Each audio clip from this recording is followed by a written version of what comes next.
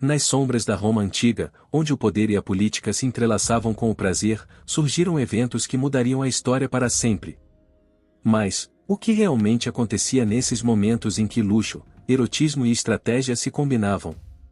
As festas sexuais em Roma não eram apenas um prazer privado, eram um ato profundamente político, uma forma de afirmar poder, consolidar alianças e deixar claro quem estava no controle. Mas, será que realmente entendemos o que acontecia nessas festas privadas da elite romana? Hoje, vamos desvendar os segredos mais bem guardados da Roma antiga, além do mito e das exagerações. Vamos explorar como esses eventos eram uma ferramenta de poder e como a sexualidade não era apenas um desejo e mais uma declaração de status e controle. Não vá embora, o melhor está por vir.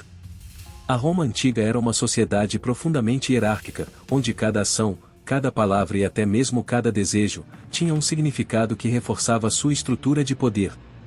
A sexualidade, longe de ser um ato pessoal, era regulada por códigos sociais rigorosos e usada como uma linguagem para demonstrar status, controle e domínio. Em Roma, o prazer não era proibido, mas sempre estava inserido dentro de limites bem definidos.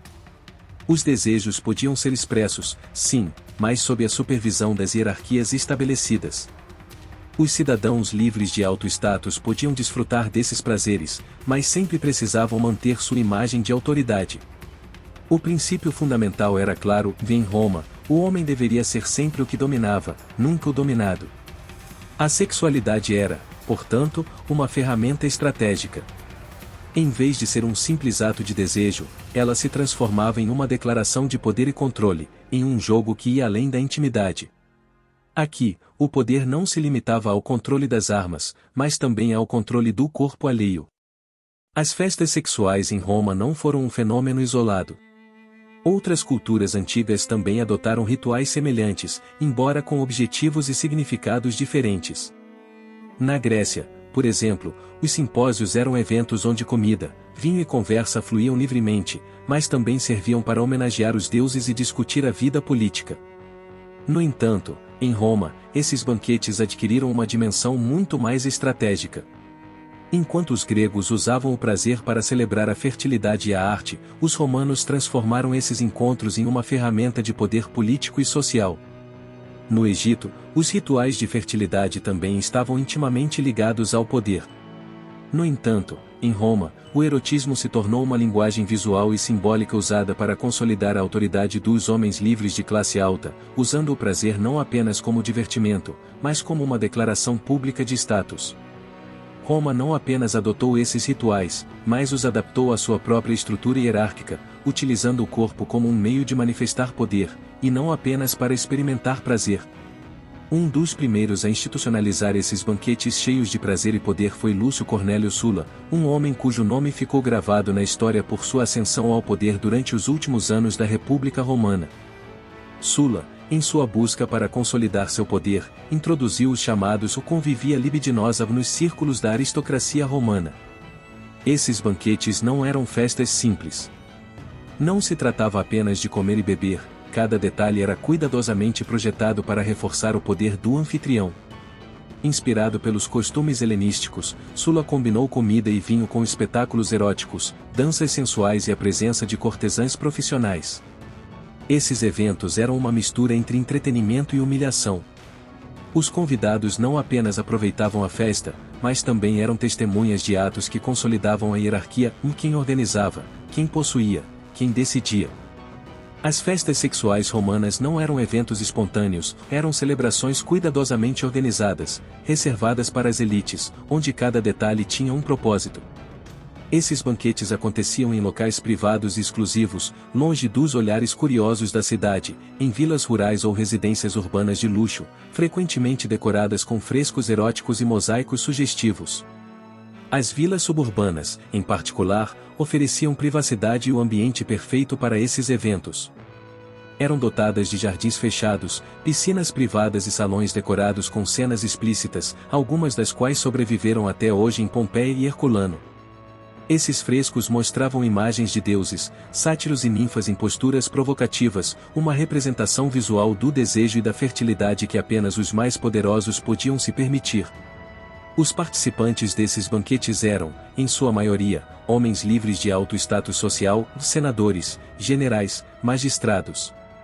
Acompanhados por músicos, escravos e cortesãs treinadas, esses eventos combinavam prazer com poder, entretendo os convidados com danças sensuais e performances explícitas que tinham uma mensagem clara, de domínio e controle eram as chaves da elite romana. Essas festas não eram apenas um meio de desfrutar do prazer, mas um espaço onde o poder era encenado de forma explícita. Cada gesto, cada olhar, cada palavra tinha um propósito claro: reforçar as hierarquias sociais, mostrar quem dominava e quem era dominado. O erotismo se tornou uma linguagem não verbal, uma ferramenta para demonstrar status, humilhar inimigos ou seduzir possíveis aliados. Era uma forma de expressar poder, de mostrar que não apenas os corpos eram controlados, mas também o destino de Roma. Nos banquetes mais exclusivos, as cenas sexuais protagonizadas por escravos ou artistas não buscavam apenas impressionar, mas enviar uma mensagem clara: daqui manda quem organiza, quem possui, quem decide. A sexualidade, portanto, era muito mais do que um ato privado. Era um espetáculo público, uma afirmação constante de quem estava no topo da pirâmide social. Os escravos desempenhavam um papel essencial nessas festas. Não eram simplesmente assistentes ou testemunhas, mas peças fundamentais na dinâmica de poder representada em cada banquete. A hierarquia sexual e social de Roma estava tão intrinsecamente ligada a esses rituais que até mesmo os escravos eram parte ativa da representação. Os escravos encarregados desses eventos eram, na maioria, cortesãs treinadas, atores e músicos que sabiam exatamente como desempenhar seu papel para satisfazer as expectativas do anfitrião e seus convidados. Em um contexto onde o poder era exercido através da dominação, esses escravos se tornavam os veículos para transmitir a autoridade e o controle. Mas a relação com os escravos não se limitava à participação nos espetáculos. Eles representavam um elemento de subordinação, uma demonstração palpável da diferença entre a elite e aqueles que eram considerados propriedade. A sexualidade nesses eventos, portanto, não envolvia apenas um jogo de prazer, mas uma demonstração clara de controle, onde os corpos dos escravos serviam como ferramenta de afirmação do poder dos romanos livres e da classe alta. Com a ascensão ao poder dos imperadores, as festas sexuais romanas adquiriram uma nova dimensão, diretamente ligada ao poder absoluto. O que antes era um privilégio exclusivo da aristocracia, passou a ser uma manifestação pública do poder imperial. Imperadores como Tibério, Calígula e Nero usaram esses eventos não apenas para satisfazer desejos privados, mas como uma forma de reafirmar sua dominação. Nesse novo contexto, as festas já não eram apenas um ato privado, mas um espetáculo onde o imperador se apresentava ao seu povo como o dono absoluto do próprio corpo e dos corpos alheios. Tibério, por exemplo, retirou-se para sua vila em Capri, onde, segundo relatos de historiadores, organizava banquetes tão decadentes e extremos que até mesmo os padrões romanos pareciam ser superados. Lá, cercado de jovens escravos e cortesãs, Tibério levou o erotismo a um nível político, transformando o prazer em uma ferramenta para consolidar seu poder. O abuso do erotismo como uma declaração de autoridade alcançou seu auge sob o reinado de Calígula. O imperador, conhecido por seus excessos, utilizou essas festas para humilhar seus inimigos, forçar a presença de figuras políticas e exibir seu controle total sobre todos os aspectos da vida romana, até mesmo os mais íntimos. Embora Tibério e Calígula tenham estabelecido as bases do abuso do poder através do erotismo, foi Nero quem levou as festas sexuais a um nível teatral e completamente escandaloso. Imperador entre os anos de 54 e 68 d.C., Nero transformou suas celebrações em representações dramáticas autênticas do desejo. Ele não se limitava a simples banquetes, suas festas eram procissões aquáticas pelo rio Tibre, onde o imperador se apresentava rodeado de músicos, atores e prostitutas, todos participando do que poderia ser considerado um circo do excesso. Balsas decoradas como bordéis flutuantes eram o cenário perfeito para uma ostentação sem limites, onde o prazer se tornava um espetáculo público. Além desses banquetes, Nero celebrava casamentos simulados com seus amantes, fossem homens ou mulheres, em cerimônias completas com testemunhas e rituais. Em sua famosa residência, a Domus Aurea, ele organizava festins intermináveis onde os tetos choviam pétalas de rosa e perfume sobre os comensais, enquanto os participantes se entregavam à sensualidade sem qualquer moderação. Nero não buscava apenas prazer para si mesmo, mas utilizava esses atos como uma reafirmação pública de seu poder absoluto. O erotismo, em seu caso, era uma ferramenta para afirmar sua dominação sobre Roma, onde o controle sobre os corpos dos outros se traduzia em controle sobre o destino do império. Embora essas festas fossem vistas como um símbolo de poder e ostentação, nem todos em Roma aprovavam esses excessos. Nos círculos intelectuais e filosóficos, figuras como Sêneca e Cícero criticavam abertamente a decadência representada por esses banquetes. Sêneca, o filósofo estoico, via essas práticas como uma manifestação da corrupção moral de Roma, uma decadência que ultrapassava os limites do autocontrole e da virtude. Cícero, por sua vez, também condenava esses atos, pois os via como uma ameaça à ordem social e à moral romana. As críticas não vinham apenas da elite intelectual.